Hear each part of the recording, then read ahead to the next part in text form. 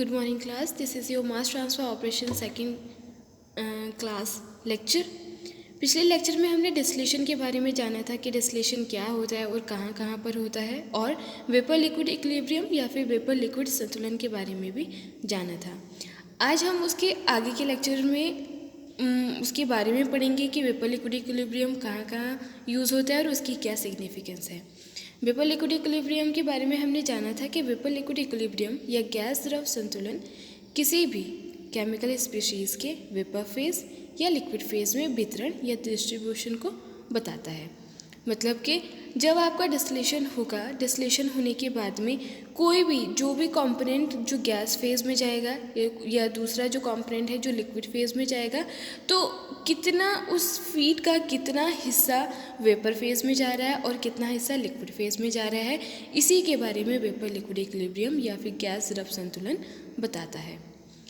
फिर किसी भी वेपर या फिर वाष्प का कॉन्सेंट्रेशन या सांद्रण इसके लिक्विड के साथ इक्विलिब्रियम या संतुलन पर वेपर प्रेशर या वाष्पीय दबाव के रूप में प्रदर्शित किया जाता है। क्योंकि दरअसल हमारा जो कॉन्सेंट्रेशन होता है उसको C से डिनोट करते हैं, C से निरूपित करते हैं, लेकिन हमारे लिए किसी भी वेपर का कॉन्सेंट्रेशन निकालना पॉसिबल एकदम नहीं होता है, तो इसलिए हम उसको क्या करते हैं, प्रेशर की यूनिट में या दाब की यूनिट में बदल लेते हैं और उसके बाद में और फिर उस प्रेशर को भी वेपर, क्योंकि हमारा जो फीड है वो फिलहाल तो वेपर में चेंज हो रहा है, वाष्प में चेंज हो रहा है, तो वाष्प का जो प्रेशर होगा वो वेपर प्रेशर के रूप में जाना जाएगा।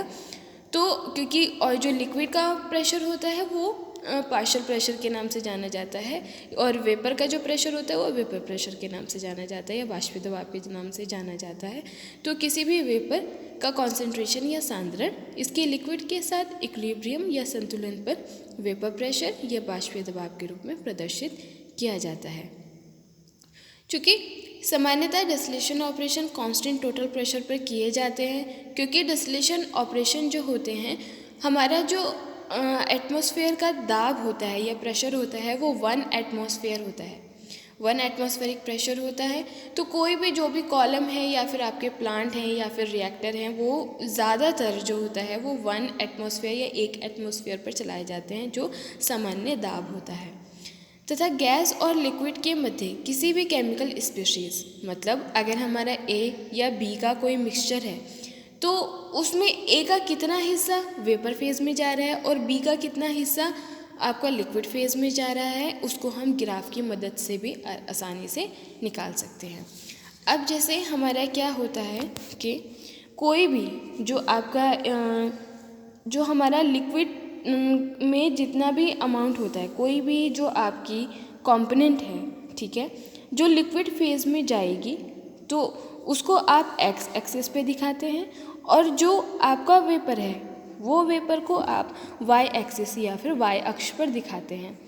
चूँकि जो वाई होता है वो वेपर फेज में किसी भी कंपोनेंट का मोल अंश होता है या फिर मोल फ्रैक्शन होता है, और इसी तरह से जो एक्स होता है वो लिक्विड फेज में किसी भी कंपोनेंट का मोल फ्रैक्शन या मोल अंश होता है। अब हमारा क्या है कि जब इक्विलिब्रियम पर होगा कोई भी वेपर लिक्विड, जब इक्विलिब्रियम पे होते हैं, जब वो संतुलन पर होते हैं, तो संतुलन का मतलब है कि वहाँ कोई भी गड़बड़ी नहीं है। गड़बड़ी कहने का मतलब है कि जितना आपका लिक्विड है उतना ही आपका वेपर है, तो वो आपका गैस द्रव संतुलन हो जाएगा सामान्य भाषा में। तो जब आपका जो गैस का कॉन्सेंट्रेशन है जब वो लिक्विड के कॉन्सेंट्रेशन के बराबर हो जाएगा, तो ये जो आपका ये ग्राफ बना हुआ है इसमें ये रेखीय ग्राफ को दिखाएगा, जो y is equals to x है। मतलब आपकी जो वेपर फेज का जो मोल फ्रैक्शन है वो लिक्विड फेज के मोल फ्रैक्शन के बराबर हो जाएगा। फिर जैसे जैसे हम अपना टेम्परेचर बढ़ाएंगे तो टेम्परेचर बढ़ाने के बाद आपका जो गैस का मोल फ्रैक्शन होगा वो बढ़ता जाएगा। तो जब गैस का मोल फ्रैक्शन बढ़ेगा तो वो कुछ इस तरीके से बढ़ता चला जाएगा। चूँकि मोल फ्रैक्शन हमेशा पॉइंट या फिर दशमलव वाली डिजिट्स में दिखाया जाता है, तो किसी भी जो भी मिक्सचर होता है उसका मोल फ्रैक्शन हमेशा, मिक्सचर का जो मोल फ्रैक्शन होता है वो हमेशा 1 होता है। इसलिए जो इस y की जो भी वैल्यू आएगी या जो भी आपका मान आएगा वो 0 से 1 के बीच में आएगा। इसी तरीके से जो आपका x का मान आएगा वो 0 से 1 के बीच में आएगा। तो जब इक्विलिब्रियम पे होंगे आपके वेपर और आपकी लिक्विड, तो ये रेखीय दिखाएगा y=x। और जैसे जैसे आपका टेम्परेचर बढ़ता जाएगा तो आपका जो वेपर का अमाउंट है या वेपर का मोल है वो भी बढ़ता जाएगा, तो वो कुछ इस तरीके से दिखाएगा। जब आपका प्रेशर, जो ये वाला ग्राफ है, ये आपके टोटल प्रेशर 1 के लिए है, जो आपने 1 एटमॉस्फेयर रखा है, तो इस तरीके से कुछ इस तरीके से आपका वेपर का अमाउंट बढ़ता जाता है। और जब आप अपना दाब और बढ़ाते हैं तो आपका वेपर का मान कुछ इस तरीके से बढ़ता जाता है। और ये इस पॉइंट पर लाई करते हैं, ये कहीं पर आपके यहाँ पर आपके लाई करेंगे, जिसकी वैल्यू अल्टीमेटली लास्ट में 1 ही आएगी। अगर इसमें कुछ कन्फ्यूज़न हो तो आप लोग मुझसे बाद में पूछ सकते हैं। हालांकि ये बहुत ही जनरल आपका ग्राफ है और इसको समझने में कोई प्रॉब्लम नहीं है। जब आपका गैस और लिक्विड में कोई बदलाव नहीं होगा तो रेखीय आपकी लाइन आएगी। जैसे जैसे आप अपना दाब बढ़ाएंगे, दाब के साथ आपका तापमान भी बढ़ता जाएगा, और जब आप तापमान बढ़ाएंगे तो आपका क्या होगा कि गैस का जो मोल फ्रैक्शन है वो भी बढ़ता जाएगा। उसके बाद में अगर आप दोबारा से अपना दाब बढ़ाते हैं तो भी आपका कुछ इस तरह का ग्राफ आएगा। उसके बाद में हम आगे पढ़ते हैं। अब है हमारा राउल्ट्स लॉ, क्योंकि जो भी हम इस ग्राफ की मदद से जो भी हम मोल फ्रैक्शन निकाल रहे हैं, क्योंकि ग्राफ से एकदम किसी भी मतलब जो आपका वेपर फेज़ है या गैस फेज़ है और लिक्विड फेज़ है उसके अमाउंट को आसानी से तो हम निकाल सकते हैं, लेकिन अगर हमारे पास ग्राफ अवेलेबल नहीं है, ये ग्राफ उपलब्ध नहीं है, तब हम क्या करेंगे, तो उसके लिए हम राउल्ट्स लॉ यूज़ करते हैं।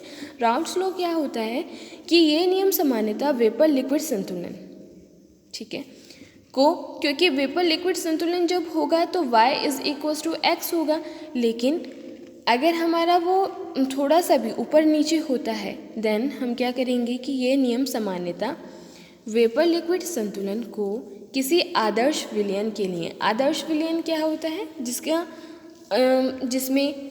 जिसकी जो विस्कोसिटी होती है वो बिल्कुल नील होती है, जिसमें जो उसके मॉलिक्यूल होते हैं वो लगातार आपके मूव करते रहते हैं। आदर्श विलयन के बारे में जो हम ऑफलाइन लेक्चर लेंगे तब अच्छे से जानेंगे।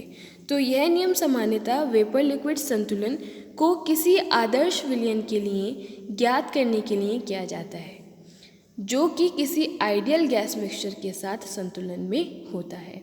मतलब राउल्ट्स लॉ वहाँ पर यूज़ करते हैं जब कोई भी जो आइडियल सॉल्यूशन है या आइडियल विलयन है आपका, जब वो किसी आइडियल गैस मिक्सचर के साथ इक्विलिब्रियम में होता है, संतुलन में होता है, तो वहाँ पर जो भी आपका वेपर का मात्रा होगी या फिर जो आपकी लिक्विड की मात्रा होगी उसको निकालने के लिए हम राउल्ट्स लॉ को यूज़ करते हैं। तो राउल्ट्स लॉ के अनुसार हम देख लेते हैं, किसी दिए हुए तापमान पर किसी कॉन्स्टिट्यूएंट का आंशिक दाब इसी कॉन्स्टिट्यूएंट की कोई भी जो आपका गिवन टेम्परेचर है, जैसे हम वाटर को ही मान लेते हैं, अगर वो 100 डिग्री सेंटीग्रेड है तो 100 डिग्री सेंटीग्रेड पर जो आपका वाटर होगा वो वेपर में कन्वर्ट हो जाएगा।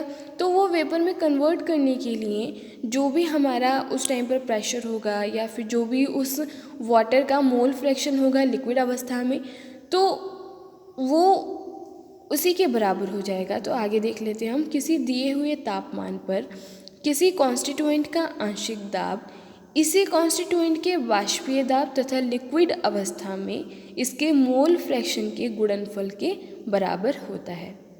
ठीक है, कि मतलब कोई भी हमारा जो कॉन्स्टिट्यूएंट है, जैसे मान लेते हैं यहाँ पर A हमारा कॉन्स्टिट्यूएंट है, तो A का जो आंशिक दाब है वो इसी A के, क्योंकि ये अभी आंशिक दाब है तो ये लिक्विड अवस्था में हो गया फ़िलहाल, उसके बाद में जो हमने गर्म किया तो ये वेपर में बदल गया, तो वेपर में बदलने के पश्चात जो इसका दाब होगा उसको हम वेपर प्रेशर के नाम से जानेंगे। तो राउल्ट्स लॉ के अनुसार जो किसी कॉन्स्टिट्यूएंट का या किसी भी स्पीशीज़ का या किसी कंपोनेंट का जो आंशिक दाब होगा वो इसके वेपर प्रेशर के या फिर वाष्पीय दाब के तथा उसी स्पीशीज़ के मोल फ्रैक्शन के लिक्विड अवस्था में मोल फ्रैक्शन के गुणनफल के बराबर होता है। हम जो XA होता है वो A का लिक्विड अवस्था में मोल फ्रैक्शन होता है, और अगर इसकी जगह YA होता तो वो उसका वेपर अवस्था में मोल फ्रैक्शन होता। इसी तरह से जैसे हमने A के लिए निकाला है वैसे हम B के लिए निकाल लेंगे। तो PB is to PV0 into XB। हालांकि हमें पता है कि हमने अभी पढ़ा था जब हम ग्राफ पढ़ रहे थे कि किसी भी मिक्सचर का जो मोल फ्रैक्शन का मान होता है वो 1 होता है। अब किसी मिक्सचर में कितने भी कंपोनेंट हो सकते हैं, यहाँ पर हमने 2 कंपोनेंट मान लिए हैं A और B। तो जो A का मोल फ्रैक्शन प्लस B का मोल फ्रैक्शन जब हम की वैल्यू निकालेंगे तो ये अल्टीमेटली 1 के बराबर हो जाएगा। तो यहाँ से हम XB की वैल्यू निकाल लेंगे। यहाँ पर हमारा P is to PA0 into XA है। इसी तरीके से PB is to PB0 into XB है। तो अगर मुझे PB को PA की टर्म में या फिर XB को XA की टर्म में निरूपित करना है तो मैं क्या करूँगी, XA plus XB is equals to 1। तो XB ये XA प्लस में इधर जाएगा तो माइनस में, तो XB is equals to 1 minus XA। अब हम इस वैल्यू को इस वैल्यू में डाल देंगे क्योंकि हमको B को भी XA की टर्म में निरूपित करना है। तो PB is equals to PB0 into XB। तो XB की जगह हम 1 माइनस XA रख देंगे। तो हमारा अल्टीमेटली ये हो जाएगा PB is equals to PB0 into 1 minus XA, जहाँ पर PA is equals to equilibrium partial pressure of A होता है क्योंकि ये संतुलन पर ही निकाल रहे हैं हम। तो पार्शियल प्रेशर ऑफ A, इसी तरीके से PB is equals to equilibrium partial pressure of B, PA0 is equals to vapour pressure of A, PB0 is equals to vapour pressure of B, और XA जो है आपका mole fraction of A in liquid phase, XB है आपका mole fraction of B in liquid phase. अब इसके बारे में हम आगे के लेक्चर में पढ़ेंगे। Thank you.